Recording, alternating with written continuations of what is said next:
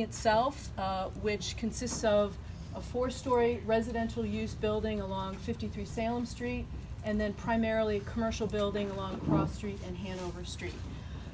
These buildings really, for the most part, have been somewhat obsolete in terms of being able to meet commercial tenants' needs. Those uses over the last 10 years or so have been subject to a 2 to 3 year turnover in tenancies. So when we acquired the property, our first charge was really to look at some of the options for redevelopment and try to find a viable economic model for the redevelopment of this property and come up with a unique design that spoke to both the history of the North End as well as the wonderful things that are happening along the Greenway, and provide an appropriate transition point between the Greenway and the North End.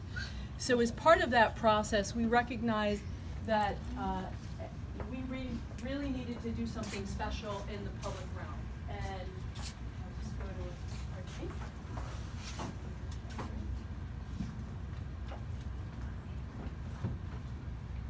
So in talking with community leaders, neighborhood residents, members of groups such as the North End Beautification Committee, other stakeholders, we were really charged with coming up with a special design for what we are calling the piazza on the Greenway.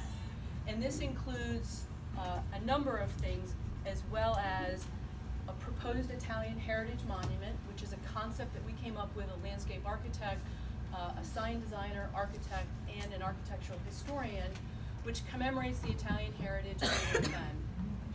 This concept is something that we generated, but in addition to that and proposed murals that identify the North End and create a welcoming North End feature, our proposal is to have an advisory group going forward, and we've been talking about this for a number of months, having an advisory group consisting of stakeholders in the neighborhood to come up with what is right for you.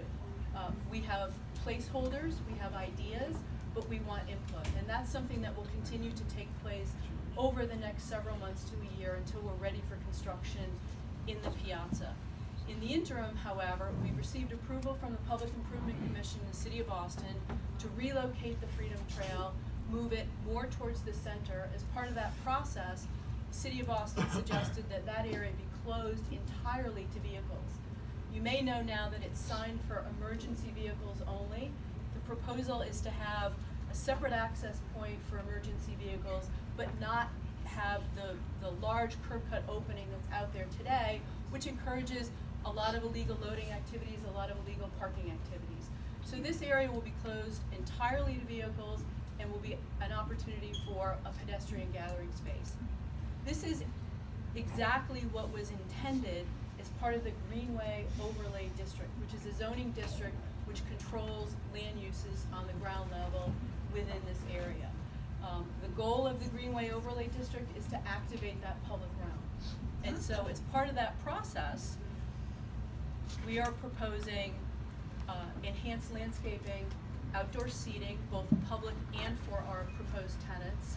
Again, the relocation of the Freedom Trail, and in conjunction with Citizens Bank, the construction of a new Freedom Trail kiosk, which carries over the information that's currently on the facade of the building. We've been working with the Freedom Trail Commission and the Freedom Trail Foundation to come up with an appropriate design for that. Again, we have a placeholder for the design, and we're continuing to work with the City of Boston and the Freedom Trail Foundation on the final design. But we've carried over the content of what's out there today. So that's in general what our concept is. This is a more of a detail of the proposed monument design. Again, something that we generated as a result of feedback from a number of interested stakeholders. It essentially identifies by line items important milestones for the Italian heritage in the North End. And again, this is not something that we're suggesting is a final, but is an idea and a concept that needs further input. So with that, I'd like to transition to talking specifically about Citizens Bank. They are there today with an ATM. They have a presence on Hanover Street. The conditional use application that will be before the Zoning Board of Appeals is for a branch bank as well as an ATM. And so I think most people are probably familiar with Citizens Bank. They've been in the neighborhood for almost 70 years. They've had a presence at this location for 10 years.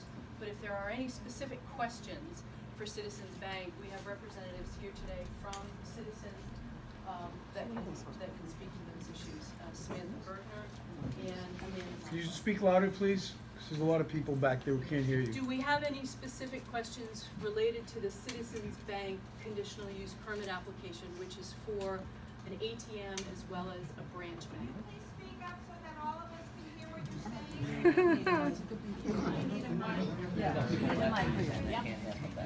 Pass it on. Also, there's so many people there. There's a little more room if people want to come on in and Don't move you have a on. mic that you can use? I mean, this is gonna be a